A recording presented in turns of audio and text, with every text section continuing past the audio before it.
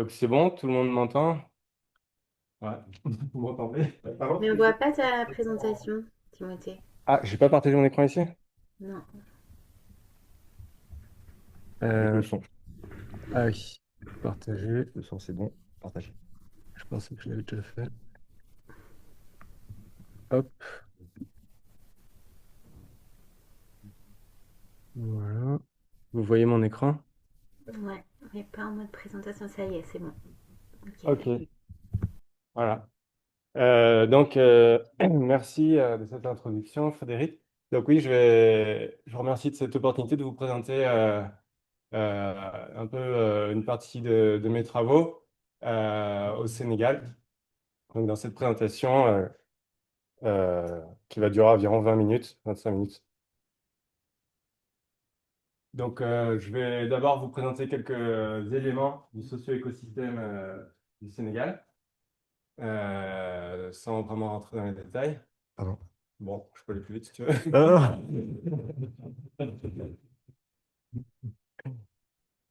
comment tu vas en arrière, toi? Avec la flèche qui recule. Ouais, vas-y. Oh, merde.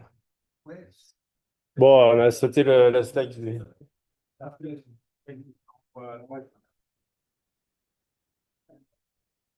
peux masquer la montre par photo ici. En plus, tu as masqué la barre. Ça là? Non, non, non. Dans la barre flottant du long, à droite, à droite, voilà. Masquer les commandes flottantes. Parce qu'il est flottante. Wow. Ok, merci. Bon, donc, juste avant, je disais que le plan, ça va être que d'abord, je vais présenter, donner quelques éléments du socio-écosystème général au Sénégal, et puis je vais vous parler de la sardinelle ronde, qui est un poisson que j'adore. Et ensuite, je rentrerai à l'intérieur d'un estuaire, le Sine Saloum, pour aussi vous présenter quelques-unes des problématiques sur lesquelles je travaille. Donc, au Sénégal, donc, ce qui est intéressant, c'est que c'est vraiment une zone qui est qui est dans le CCLME, donc le grand écosystème des Canaries, mais il est tout près de la frontière de celui de Guinée. Donc la frontière se trouve à peu près là où vous voyez le signe recyclage, là, donc c'est une gire à cet endroit-là. Et donc il est sous l'influence, pendant la saison de polline, quand les alizés soufflent fort, on a ce courant des Canaries qui va descendre jusqu'au Sénégal, donc avec un écosystème vraiment de polline. Alors qu'en été, pendant l'été, ben, on a ce courant un peu des Canaries qui disparaît sur la zone sud. Et par contre, on a un courant qui vient le contrer, qui était récemment décrit d'ailleurs, qui s'appelle le courant de pente ouest africain, et donc qui peut remonter assez haut. Et donc, en fait, cette alternance de courant vient avec une alternance vraiment des caractéristiques des masses d'eau et des poissons qui sont adaptés à ces différentes masses d'eau. Alors, on a beaucoup d'espèces de poissons qui sont migratrices pour s'adapter à ces changements-là. Et, euh, et parmi elles, bah, les petits poissons pélagiques sont particulièrement tributaires des courants, parce que vous savez qu'ils se reproduisent en plein eau. Et donc, c'est des espèces transfrontalières hein, qui traversent largement les frontières du Sénégal, de la Mauritanie, de la Guinée. Je prendrai l'exemple de la sardinelle ronde, sur laquelle j'ai particulièrement travaillé. Donc, en fait, c'est une grosse sardine, la sardinelle ronde, voilà, dont les migrations ont été historiquement décrites à partir des variations de capture des bateaux de pêche industriels, puis aussi artisanales. Mais c'est aussi une migration qui émerge très bien de la modélisation biophysique. Donc moi, c'est là-dessus que j'ai travaillé. Je fais un modèle biophysique de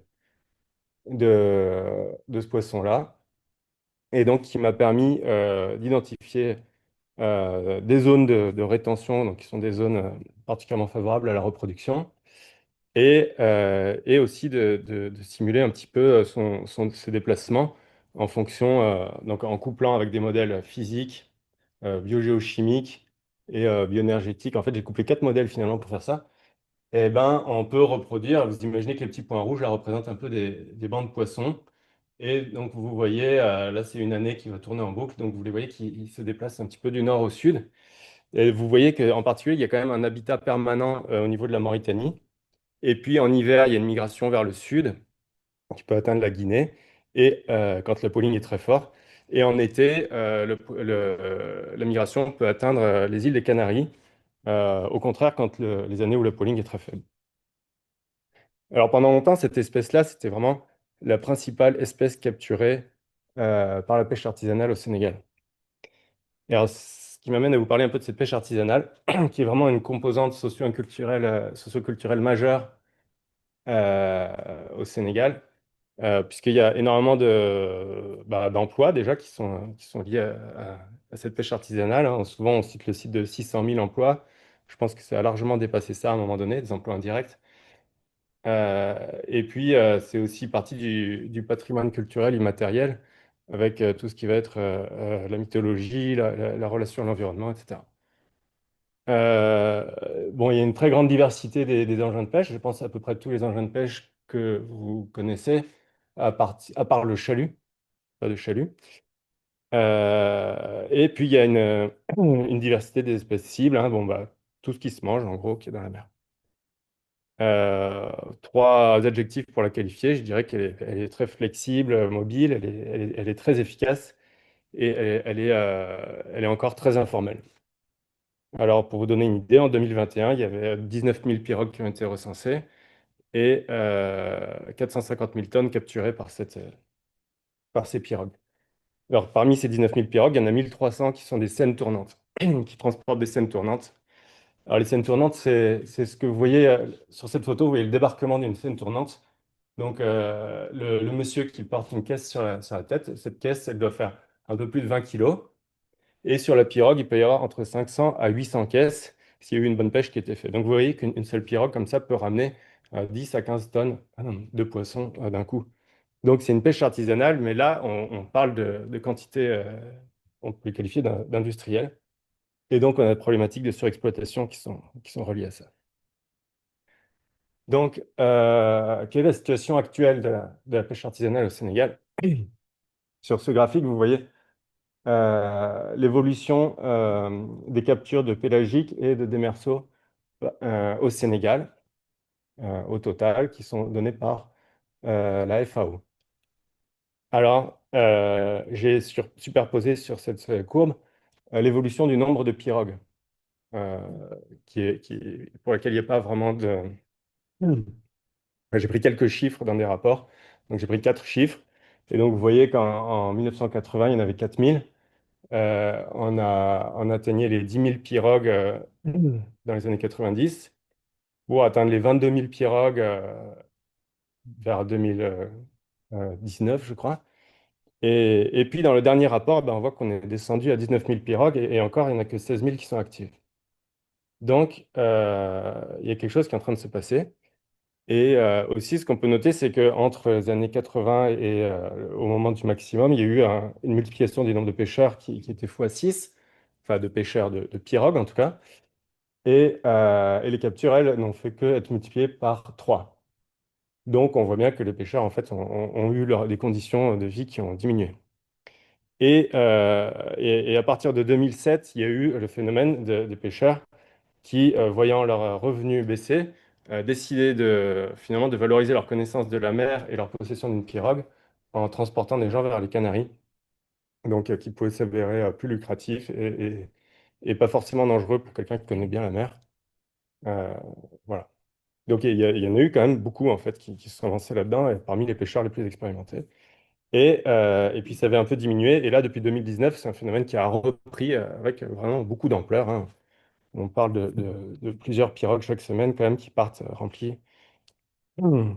Donc voilà, donc il y a, en fait, on peut dire qu'il y a une situation de crise quand même. Et parallèlement à ça, ce que je voudrais signaler, c'est une évolution des filières de transformation. Parce que la pêche artisanale, bon, bah, c'est effectivement les hommes qui partent en mer et qui ramassent du poisson. Puis quand ils arrivent sur la plage, normalement, il y avait toute une industrie après qui était prise en charge, en général, par les femmes des pêcheurs.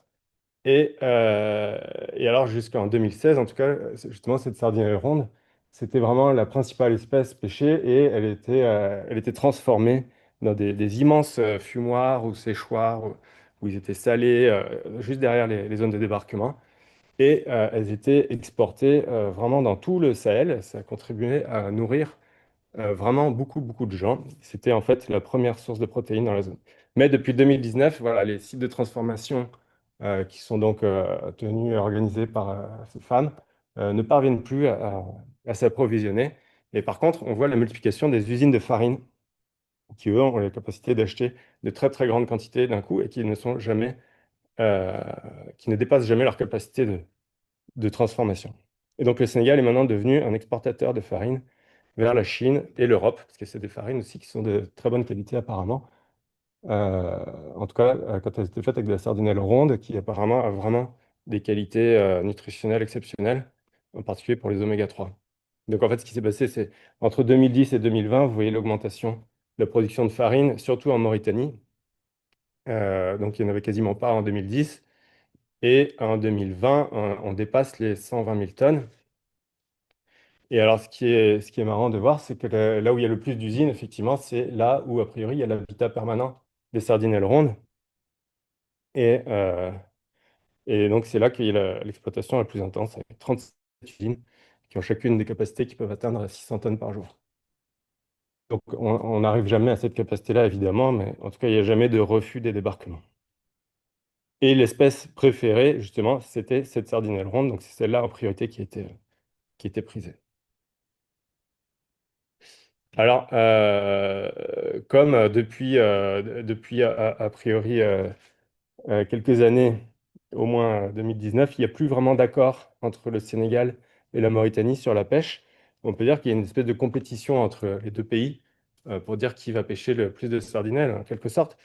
Et ce que nous montrent les courbes, c'est qu'en fait, le Sénégal est en train de perdre parce que, donc originellement, il y avait cette pêche artisanale qui pêchait environ 150 000 tonnes de sardinelles, probablement plus. En fait, si on prend les données de la pêche artisanale qui sont déclarées au niveau local, on voit qu'on a dépassé largement les 200 000 tonnes à une époque. Donc, c'est cette courbe que je rajoute là avec quelques points. C'est pour montrer aussi la disparité entre ces données de la FAO que vous pouvez trouver en ligne et les données que vous avez dans les rapports locaux. Donc, il y a une disparité, je ne sais pas pourquoi. Euh, En tout cas, donc vraiment, on voit que les débarquements de sardinelles rondes au Sénégal ont vraiment chuté euh, au moment où en Mauritanie, elles avaient augmenté. Elles ont chuté en même temps que celles de la Mauritanie. Les toutes dernières données qui m'ont été transmises par les collègues mauritaniens montrent que le sardinelle reprend en Mauritanie, mais apparemment pas au Sénégal. Donc, il y a quelque chose qui est un fait, c'est que le dialogue et l'entente entre ces deux pays permettrait en fait pourrait permettre le retour des sardinelles au Sénégal et pourrait permettre de maximiser la capture totale des sardinelles.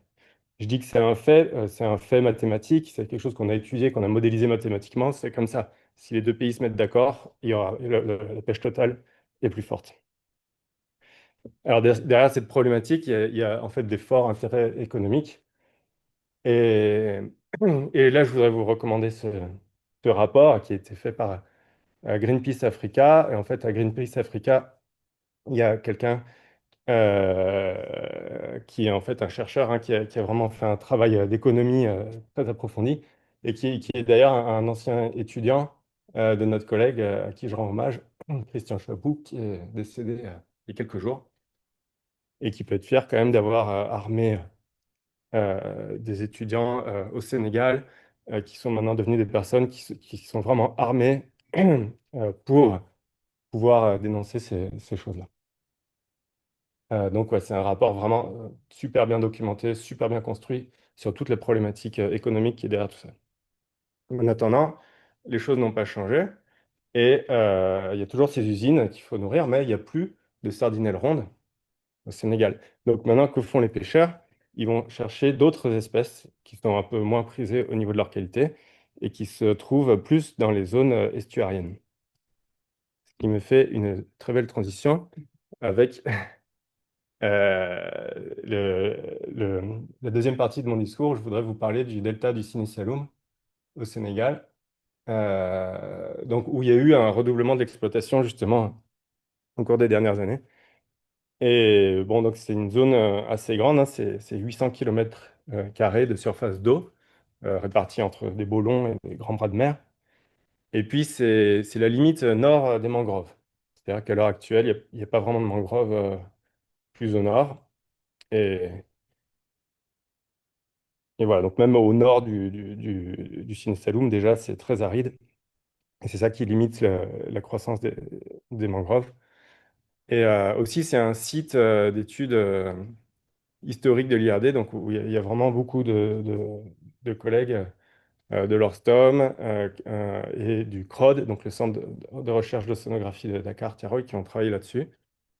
Et donc, on a énormément de données pour essayer de comprendre les dynamiques qui se déroulent.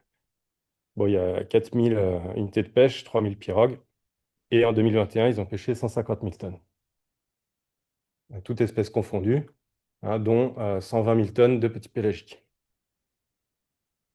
Alors, comment on peut imaginer quel va être l'impact du lancement de la pêche dans cette zone?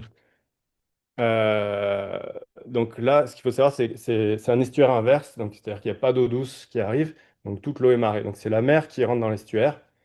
Et du coup, bah, en fait, toutes les espèces qui sont présentes sont des espèces d'affinité marine. Vous voyez sur ce graphique à droite un- une description. euh, Tous les poissons estuariens d'Afrique de l'Ouest ont été catégorisés selon leur affinité plus continentale ou plus marine. Donc, ce sont les travaux de Jean-Jacques Albarré. Et donc, on voit dans le Cinesellum, c'est la partie que j'ai mis en rose.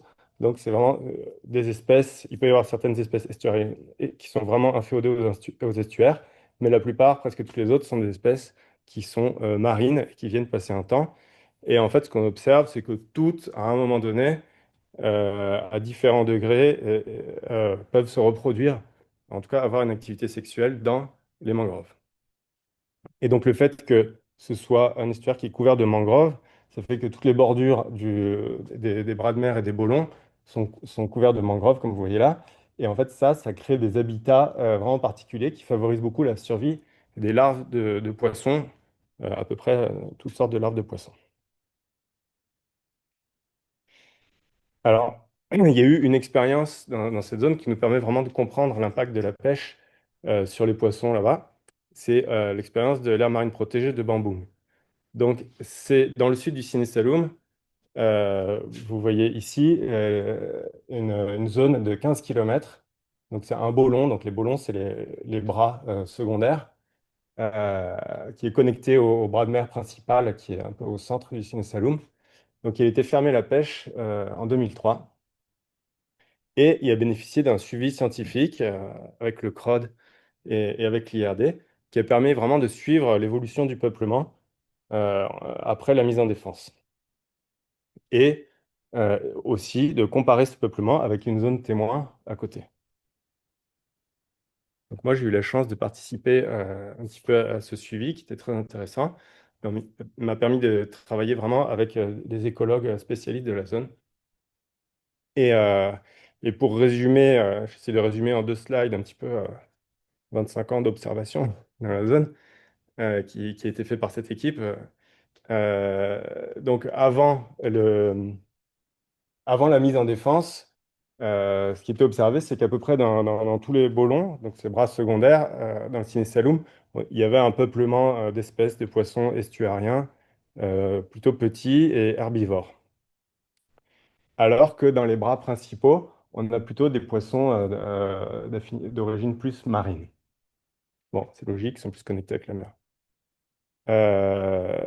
Et donc c'était comme ça dans les deux bolons, le bolon témoin et le bolon qui a ensuite été protégé.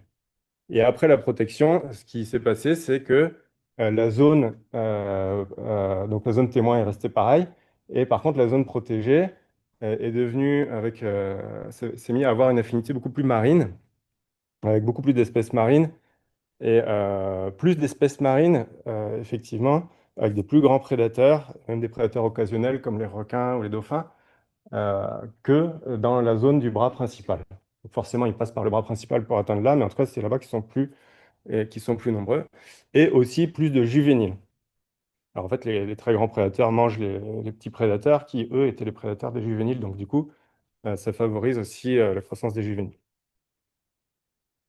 Alors, bon, moi j'ai travaillé sur la modélisation du réseau trophique justement dans cette zone. Donc j'ai utilisé le modèle Osmose, comme les relations de taille dans Osmose définissent la prédation. Il y a aussi un problème parce que je me suis rendu compte qu'ils avaient tous des tailles de bouches différentes. Donc j'ai mesuré des dizaines, voire des centaines de bouches de poissons. Et bon, il y aurait beaucoup à dire sur ce travail.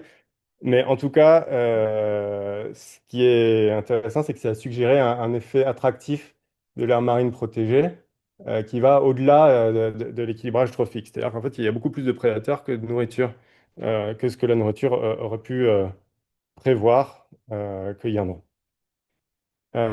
Et puis, ça permet d'estimer un spillover. Donc, je pense que c'est complètement dans les choux, mais en tout cas, c'est quand même intéressant de savoir que c'est ce genre d'outil qui permet d'aborder ces questions-là, qui sont un peu les questions qu'on se pose toujours. Ce qu'on voit, c'est qu'une grande partie du spillover va être juste à côté de la zone, mais dans le modèle tel qu'il est, il y en a au moins 25% qui va être complètement invisible pour les pêcheurs qui sont là, parce qu'ils sont du spillover de poissons qui font des migrations qui vont repartir très loin. Donc, il y aura bien un enrichissement général de la zone côtière, mais pas perceptible par les pêcheurs directement, en partie. Donc en fait, suite à cette expérience de Bambang qui a quand même été un succès au vu de l'effet que ça a eu sur les peuplements de poissons, il y a toute une dynamique sur les aires marines protégées qui s'est lancée au Sénégal. Et aujourd'hui, il y a 17 aires marines protégées. Alors, c'est des aires marines communautaires protégées au Sénégal, dont 5 dans le Sine Saloum. Donc, c'est un modèle qui est sous l'égide du ministère de l'Environnement. Et l'idée, c'est que les règles de pêche dans cette zone-là sont définies par les communautés, voilà, avec l'appui d'un conservateur qui est nommé par le ministère de l'Environnement. Et dans le fonctionnement, il est prévu chaque année aussi une consultation avec des scientifiques. Donc, il y a la volonté d'intégrer des avis scientifiques dans les règles qui sont décidées par les communautés. Alors, ça ne marche pas toujours très bien, en tout cas, c'est quand même expérimental. Il y a des endroits où ça marche plus ou moins bien. Il y a souvent des problèmes avec des règles qui se contredisent. Mais aussi, un des problèmes majeurs, c'est les moyens qui sont limités pour le suivi et la surveillance. C'est-à-dire que pour le suivi des poissons à Bambung, il y avait ce bateau de l'IRD qui était avec une équipe de 4 ou 5 chercheurs qui partaient 3 fois par an juste dans cet endroit-là. Il faut savoir que donc c'était pas possible pour le ministère de l'Environnement de continuer à garder un bateau comme ça, d'avoir une équipe de 4 ou 5 chercheurs qui allaient 3 fois par an, et en plus, ils n'avaient pas une, mais 17 aires marines protégées. Donc, d'un point de vue logistique, c'est très difficile. Et en fait, s'il n'y a pas de suivi qui est réalisé, ce qu'on constate, c'est que les populations, finalement, se désintéressent aussi du truc, et il y a une espèce de cercle vicieux qui se met en place où finalement personne ne va respecter les règles et il n'y a aucun impact qui est constaté. Donc, en discutant avec les partenaires, on s'est rendu compte que ces aires marines protégées ont vraiment besoin d'une méthode frugale, donc pas chère et facile à- à faire pour le suivi des poissons. Actuellement, c'est fait avec des pêches scientifiques. Et si vous connaissez les pêches scientifiques, c'est pas frugal. Donc, on a exploré donc, le potentiel de la bioacoustique pour le suivi de ces évolutions de peuplement. Ce qu'on a fait, c'est qu'on a comparé le paysage acoustique en s'appuyant sur l'exemple de l'aire marine protégée de Bamboum qui était effectivement protégée. Donc là où on savait qu'il y avait vraiment une protection, on a comparé les sons enregistrés entre donc, cette aire marine protégée et le site témoin où les peuplements ont été largement décrits. Alors, j'ai mis des petits sons, peut-être que vous les entendez. Voilà. Ça c'est des sons que vous entendez à un moment donné au niveau du volon de Sangako, donc c'est des types témoins. Donc, donc vous voyez le spectrogramme moyen qui est en bas. Euh, voilà, donc là, on l'a enregistré pendant 3 jours. Et on a répété ça pendant 3 années d'affilée. toujours à peu près la même saison. Alors, ce qu'on constate, c'est tout de suite qu'il y a, une très grosse différence entre les paysages acoustiques donc de cette zone-là et de l'autre zone protégée que je vous fais écouter maintenant.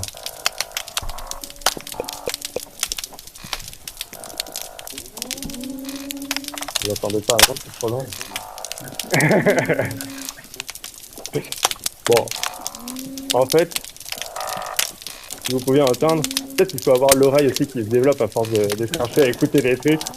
Il y a vraiment une différence énorme. C'est vraiment le jour et la nuit, hein. Si vous demandez à Frédéric, il va vous le dire. Ah, ils n'ont pas l'oreille. Alors, bon, je vais vous montrer des graphiques plutôt, ce sera plus facile. Donc, en fait, bon, ce qui se passe, c'est que les contrastes, on a comparé les contrastes de diversité, de richesse et d'abondance des sons dans ces deux endroits-là, avec ces mêmes indices sur les poissons qu'il y avait dans les pêches scientifiques. Et alors, vous voyez là, sur les graphiques du haut, les trois du haut, donc c'est richesse, abondance, richesse et diversité des sons dans les paysages sonores. Et en bas, vous voyez abondance, richesse et diversité des poissons.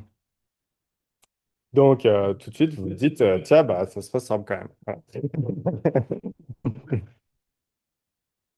Voilà. Voilà, donc en fait, la bioacoustique, on pense qu'elle peut, ça donne l'impression qu'elle va pouvoir servir vraiment à documenter les effets d'une protection, si une protection était effective ou pas quelque part. Et aussi, quelque chose qui est très intéressant, qu'on s'est rendu compte en le faisant, c'est que ça ouvre un dialogue avec les savoirs locaux. Vraiment, ça permet de rentrer sur des discussions qui vont toucher au comportement des poissons et donc peut-être à l'identification de cette hétérogénéité euh, qui, a priori, est très très forte à l'intérieur de la zone du Ciné-Salon. Et, euh, et voilà, et aussi, donc il y a pour l'instant, on n'a pas vraiment identifié qui fait quoi là, dans ces sons de poissons, mais il y a largement possibilité d'identifier les poissons et du coup de faire des suivis individuels d'espèces. Ce serait une approche encore un peu différente, mais qui peut être très intéressante. Voilà, donc moi, je pense que ces résultats, pour moi, ils ouvrent vraiment une perspective sur le développement de techniques de suivi participatif euh, dans les aires marines protégées. Donc voilà, j'ai beaucoup parlé. Alors pour conclure rapidement, les deux parties de mon exposé, donc il y avait une première partie qui était sur les farines de poisson, donc le couple. Mon message, c'est que le couple entre scène tournante artisanale et usine de farine, il est mortel pour les poissons, parce qu'en fait, il y a plus de limites dans le niveau d'exploitation.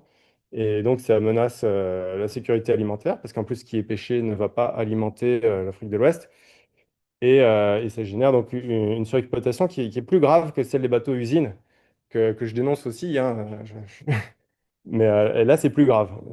Ça peut descendre plus bas. Et donc, mon deuxième message, c'était sur le fait que la multiplication des aires marines protégées communautaires, c'est quelque chose qui est encourageant au Sénégal. Maintenant, il ne faudrait pas que ça reste aussi comme toutes ces aires marines protégées de papier. Et donc, je pense qu'il faut que nous, chercheurs, vraiment, on essaye de pas faire un peu comme semblant que ces choses-là sont bien et tout ça. La vérité, c'est que ça a beaucoup de mal à fonctionner. Donc, il faut vraiment aller comprendre, euh, essayer de contribuer à fournir des outils qui vont aider au fonctionnement de ces aires marines protégées. Voilà. Donc, juste pour vous dire rapidement, j'ai beaucoup milité contre ces gros bateaux-là au Sénégal. Je suis très fier d'avoir contribué peut-être à l'un d'eux qui s'est fait même arrêter. Et j'ai aussi un peu contribué au fait que les négociations sur la venue de ces bateaux-là capotent avec la Russie. Et, euh, et voilà, et c'est pas du tout, mon discours n'est pas de dire que ces bateaux n'ont pas d'impact. Par contre, aujourd'hui, que la densité est tombée tellement bas au Sénégal, ils sont plus là en fait. Voilà, je vous remercie de votre attention et en particulier, je remercie tout Marbek de son accueil.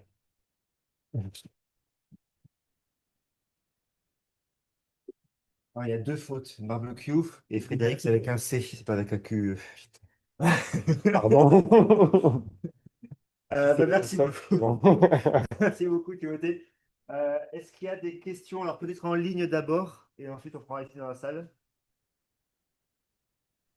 Pour une question en ligne, il faut que je sorte. Ouais, tu peux sortir la présentation. Ouais. Oui, Pierre Fréon, je ne sais pas si vous m'entendez. Oui, Oui, on t'entend.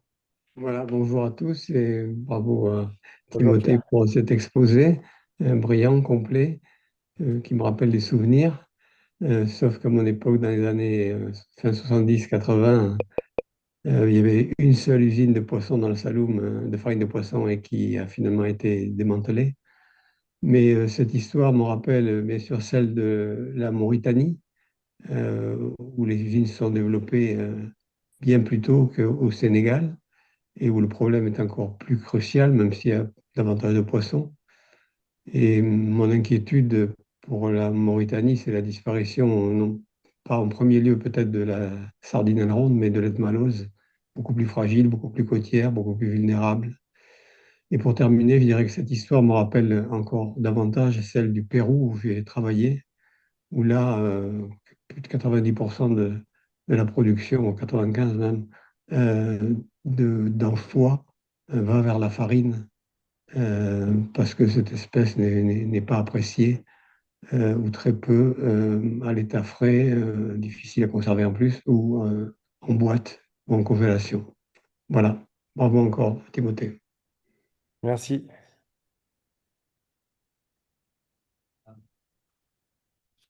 Oui, David?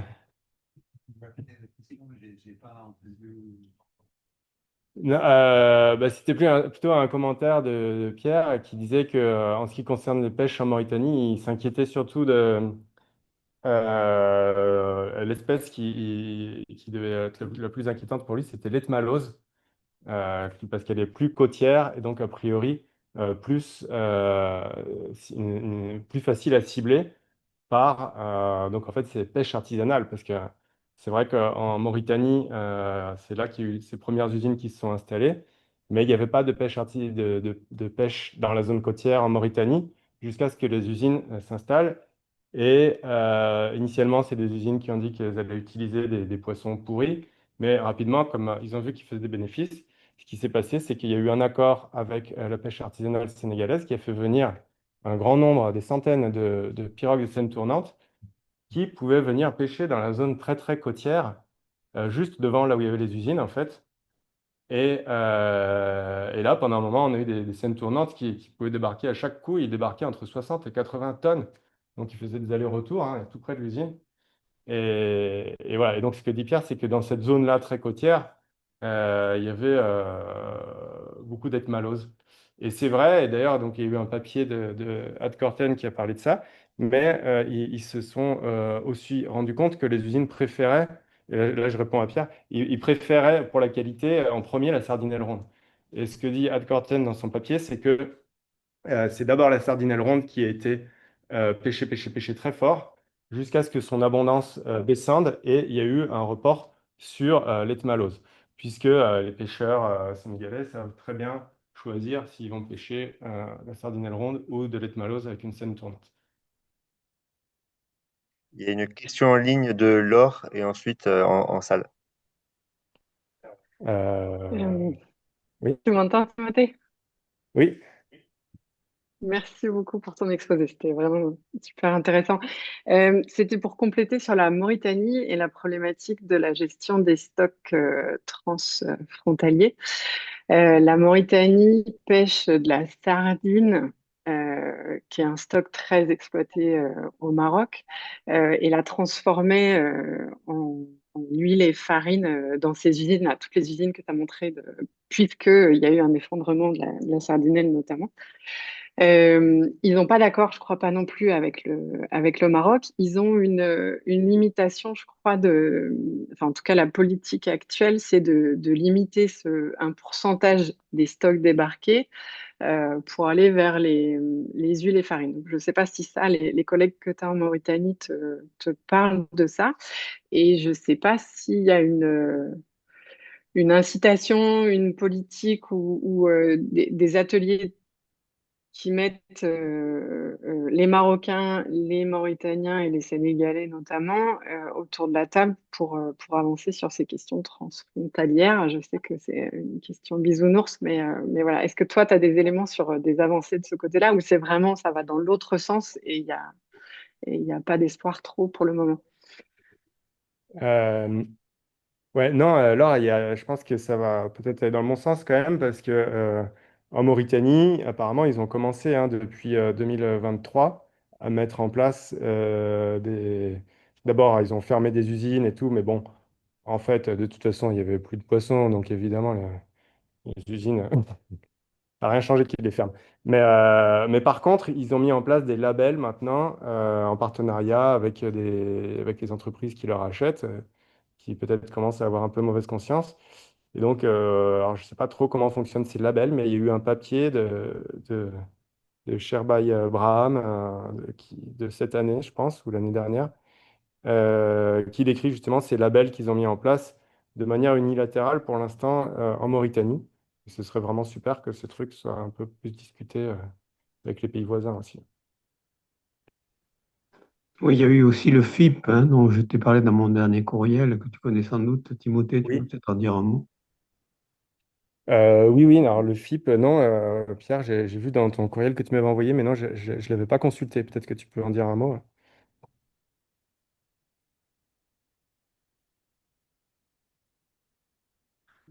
Par contre, on t'entend pas là. Oui, oui, oui. Bah, le FIP, c'est un mécanisme d'accès à la labellisation, justement, pour les pays qui ne sont pas encore, ou les groupes de pays qui ne sont pas encore au niveau. Et donc, ça les aide à atteindre les critères du MSC en particulier. Bon, le FIP est en place. Moi, j'ai participé au début à sa mise en place il y a déjà 5 ou 6 ans, hein. Ça a beaucoup de retard. Mais enfin, bon, ça avance dans la bonne direction. Et évidemment, dans les contraintes du MSC que vous connaissez probablement tous, il y a des questions évidemment relatives à la protection des stocks de poissons. Donc voilà, espérons que tout ça va aboutir. Les rapports sont publics, vous pouvez les taper les trouver sur Internet, hein, en tapant FIP Mauritanie, vous, petit pélagique, vous les trouverez. Ok, merci Pierre pour cette précision. Merci Thierry pour la présentation. C'était sur la deuxième partie, sur l'influence de l'AMP. Oui, Quand on regarde ta carte sur l'embouchure, là, ouais, on voit que la zone d'AMP elle est située en fait près de l'embouchure que la zone témoin. ouais. On me demandait si vous aviez étudié l'hypothèse que, notamment des régimes flow, et tu disais que c'était des bras Oui. qui la mesure d'AMP. Ouais, ouais, ouais, excellente question. D'ailleurs, c'est marrant que tu te la poses parce que elle émerge aussi chez les pêcheurs, chez qui j'ai fait des enquêtes et tout. On voit que c'est une question qui se pose. En tout cas, les données de salinité, de température, tout ça, les paramètres physiques entre les deux sites sont similaires. Euh, et l'état du peuplement avant était vraiment similaire à l'autre, d'après ce qui est publié. Et voilà, pour répondre à ta question. Mais donc, a priori, cet effet distance, qui est bien légitime de pointer, a priori, il n'est pas responsable du changement qu'il y a eu. Pour enchérir, c'est pas une énorme distance non plus. Ça représente quand même, je sais pas, enfin, visuellement, ça représente un quart ou un tiers de la distance de. Ouais. Pourquoi je ne peux pas revenir en arrière, mais... Ouais.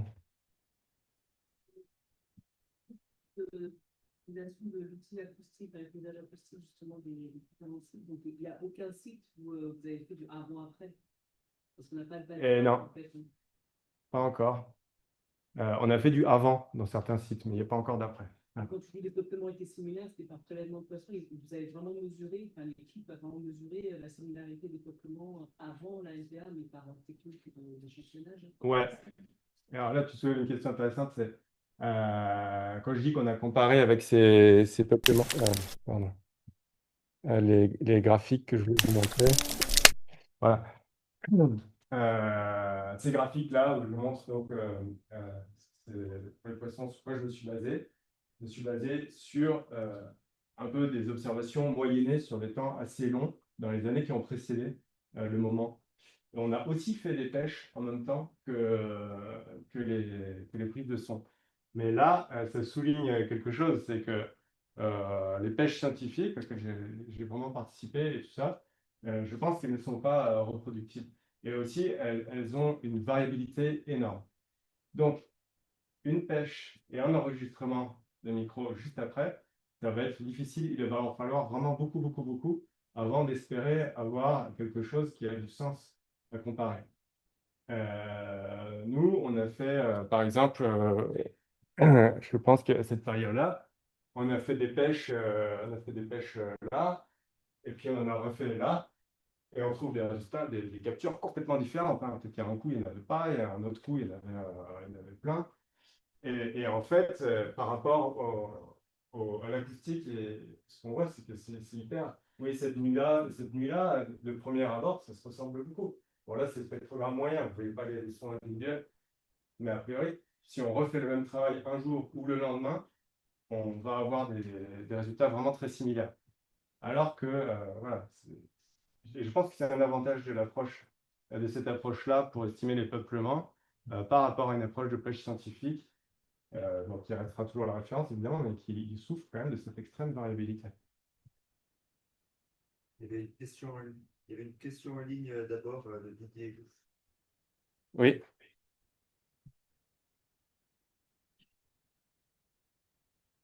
Didier.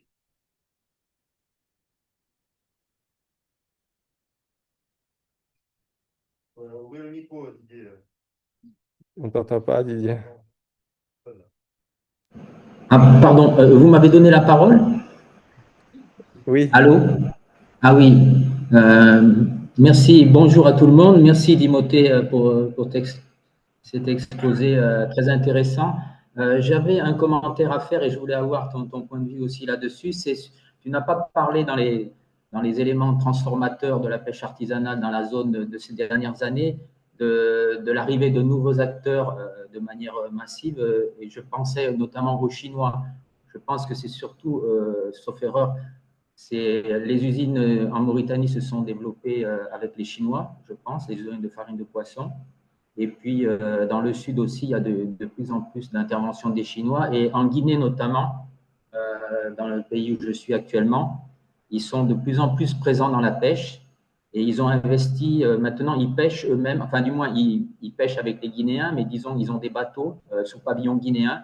Ils sont rentrés dans la pêche artisanale, ce qu'ils appellent la pêche artisanale avancée ou pêche semi-industrielle, qui pêche aussi dans les bolons et qui fait des captures très importantes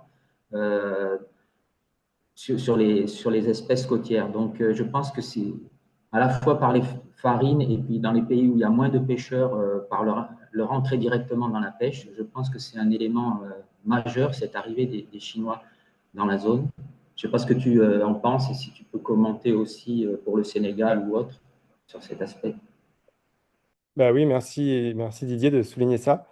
Euh, euh, bon, c'est quelque chose que je n'ai pas étudié, mais oui, j'ai bien vu qu'effectivement, au Sénégal, on voit vraiment beaucoup de bateaux qui sont à pavillon mix, hein, donc qui sont officiellement sénégalais, mais quand même, le nom du bateau est marqué en chinois. Est-ce que tu dis sur le fait qu'ils peuvent rentrer dans les bolons est terrifiant? Ça, je ne savais pas. C'est Sur en les... Guinée, hein, c'est en Guinée. Le fait qu'ils soient dans la pêche artisanale, dans les bolons, c'est en Guinée. C'est pas Ah, occitan. d'accord. Et voilà, par rapport à la Mauritanie, moi, ce que j'avais vu, c'est les Chinois ont beaucoup contribué à l'investissement initial dans les usines de poissons. Bon, il y aurait eu apparemment à un moment donné, comme ils se fournissaient au Pérou en farine, et à un moment donné, le Pérou a un peu tombé la production, ben, ils ont un peu investi automatiquement en Mauritanie pour avoir un autre fournisseur en quelque sorte. Donc et là où ils ont investi, je crois que c'était dans les usines. Par contre, en Mauritanie, ils se sont fait alimenter les usines par la pêche artisanale sénégalaise dans un premier temps. Ensuite, ils ont fait venir des Turcs. Et actuellement, je ne sais pas qui c'est qui pêche pour eux, mais leur idée, c'est toujours d'avoir une pêche labellisée artisanale afin qu'elle puisse pêcher dans cette zone très côtière où les poissons sont hyper faciles à capturer tout près des usines. Donc pour moi, c'est ça le truc le mécanisme, alors que ce soit des Chinois, des Français, des Sénégalais, ça, j'avoue que moi, personnellement, ça a une importance. Moi, j'y attache pas d'importance. Pour moi, ce qui est important, c'est le mécanisme, c'est du fait qu'on va avoir un mécanisme où on a une usine qui n'a pas de limite de, de- de- de production, c'est-à-dire qu'elle va toujours acheter. Et à côté, on va avoir une pêche qui va pêcher dans la zone de concentration maximale des poissons. Je pense que c'est ce couple-là qui fait que maintenant, on arrive à des densités aussi basses. Alors, ça fait très longtemps qu'il y a de la surexploitation au Sénégal, mais là, je pense que ce qu'on a depuis 2019, c'était quand même jamais arrivé avant. Et, euh, et, et donc, voilà, moi, c'est vraiment ça qu'à travers mon exposé, je veux mettre en avant. Bien sûr, il y a tous les aspects géopolitiques qui vont derrière. Et- Après, moi, c'était pas tellement pour mettre en avant les nationalités ou autres, mais c'est pour ça, c'est pour par rapport aux études qu'on peut faire et puis aux données qu'on peut récolter. Quand c'était de la pêche européenne, au Sénégal ou autre, pour les bateaux industriels notamment, on arrivait quand même à avoir des données, parce que c'est quand même un peu contrôlé au niveau de l'Union européenne. Alors Mhm. que tout ce qui est pêche chinoise, c'est souvent des accords de gré à gré quand c'est de la pêche, et sinon, sur les usines aussi, c'est cryptique, je pense.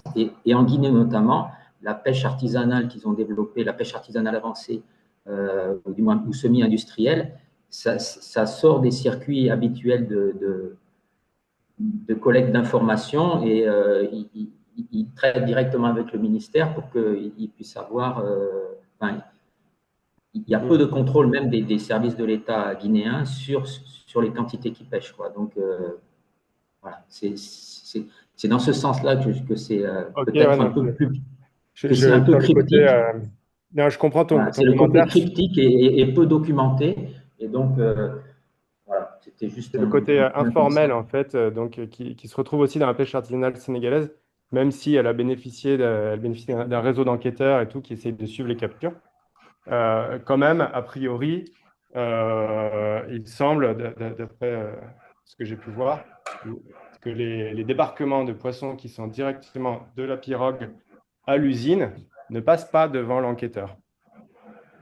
Hmm. Voilà, c'est tout à Ah, fait. ils C'est passent par aussi répertoire. ce que des Mauritaniens m'avaient expliqué aussi, effectivement. Hmm. Donc, ça, c'est vraiment une concurrence, comme tu as dit, à la sécurité alimentaire des pays africains. C'est ça. Il y avait une dernière question d'Olivier. C'est une question et un Merci. commentaire. Merci. Déjà, Timothée, merci pour cet exposé, je le trouvais super intéressant. Très riche et c'est aussi un exposé qui s'appuie sur le travail de collègue orstomien, c'est un peu une histoire orstomienne que tu as c'est agréable euh, moi, je vais parler surtout de l'histoire de la sardinelle. Pour moi, c'est important que la Chine, que les capitaux derrière les conservateurs soient chinois, c'est important. Et je vais en fait, c'est une histoire archétypale, cette histoire. Elle est archétypale et tu en racontes que la fin. C'est que c'est une histoire qui a commencé dans les années 80 avec l'expansion des pêcheries artisanales d'une part et l'expansion des pêcheries industrielles qui venaient pêcher des ressources démersales au large du Sénégal. Donc des flottilles qui étaient européennes, mais les flottilles européennes ont été rapidement régulées par des accords de pêche relativement transparents. Il y avait des chalutiers russes, à l'époque, des chalutiers coréens, et tout un tas de flottilles qui n'étaient pas du tout réglementées, qui sont venues contribuer à flinguer les ressources démersales, toutes les ressources nobles, le tioche, le pajot, etc., qui étaient utilisées pour nourrir la population sénégalaise. Ensuite, la population sénégalaise s'est passée sur la sardinelle, le soum-soum. C'est pas du bon poisson, il est pas un arrêt, etc. Même si nutritivement il est bon, c'était pas un poisson aussi apprécié que les poissons démersaux. Et donc, après avoir flingué toutes les ressources démersales, la pêcherie artisanale s'est mise à surexploiter les sardinelles, et puis sont arrivés là les usines de transformation de farine de poisson chinoises, du capitaux chinois, qui répondent à la demande en fait en matière d'aquaculture, qui est énorme parce que vous savez, l'aquaculture, c'est ce qui vient compenser le plafonnement des captures mondiales de poissons.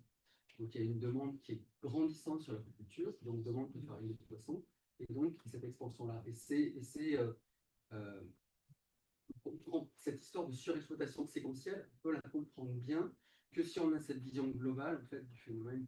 Et cette vision globale-là, on peut la représenter, et une fois qu'on l'a représentée, on peut essayer d'agir dessus.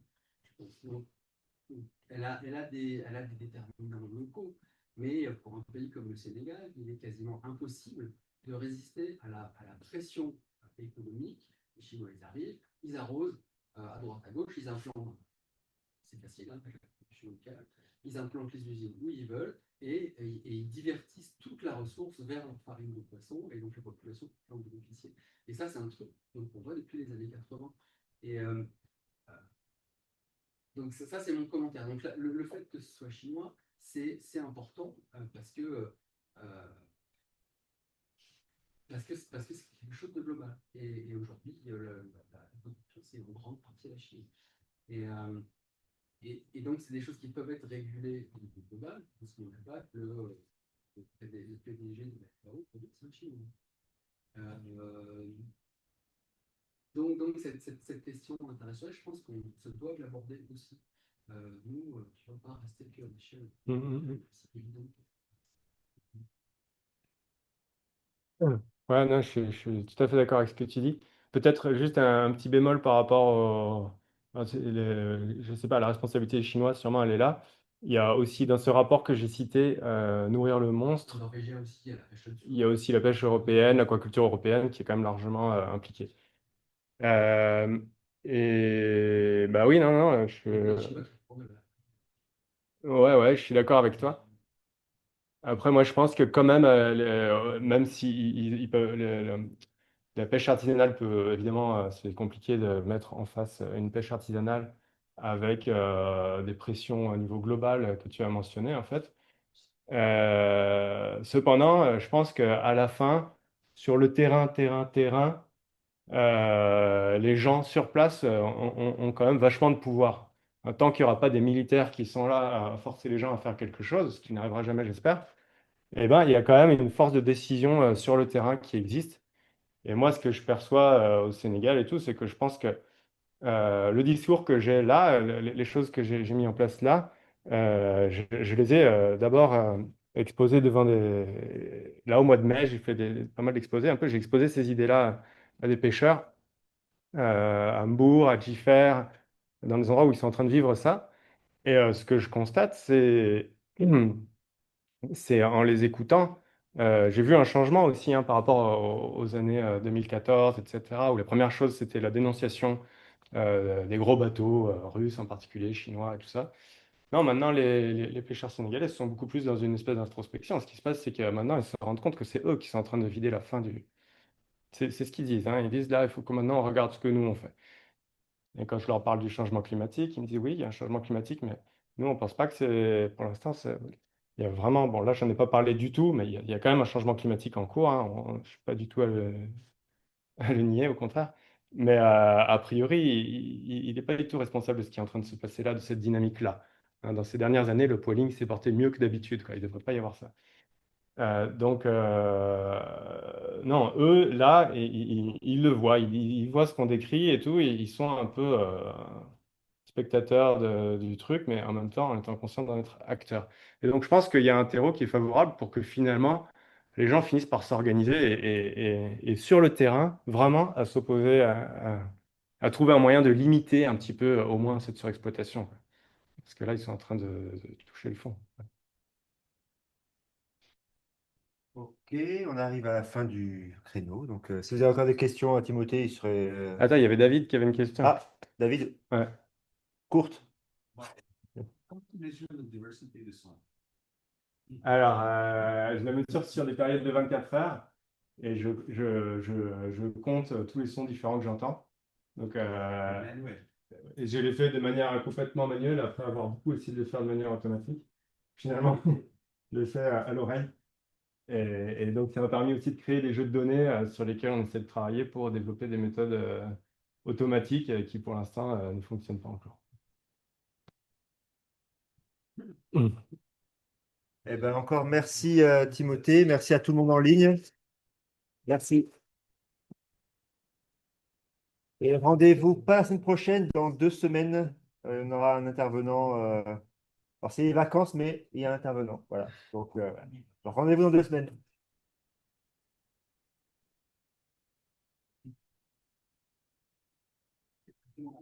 Bah, avec plaisir, merci à vous. Ouais.